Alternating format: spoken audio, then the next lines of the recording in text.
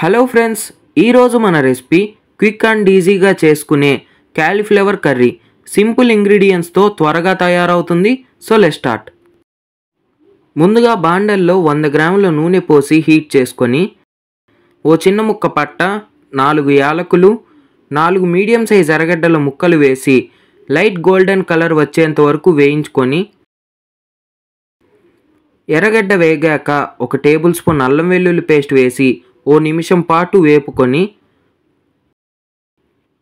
1/4 tea spoon పసుపు, 1 table spoon కారం, 1 table spoon ధనియాల పొడి, తగినంత ఉప్పు వేసి పచ్చివాసన పోయేంత వరకు వేయించుకొని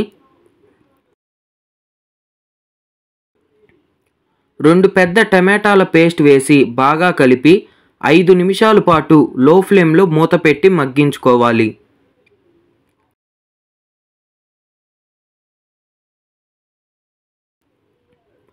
ఐదు నిమిషాలు తర్వాత మూత తీసి అందులోనే 1 గ్లాస్ నీళ్లు పోసి ముందుగా ఓ చిటికెడు పసుపు వేసి ఉడికించుకున్న క్యాలీఫ్లవర్ను వేసి బాగా కలిపి 5 నిమిషాల పాటు మీడియం ఫ్లేమ్లో మూత పెట్టి ఉడికించుకోవాలి.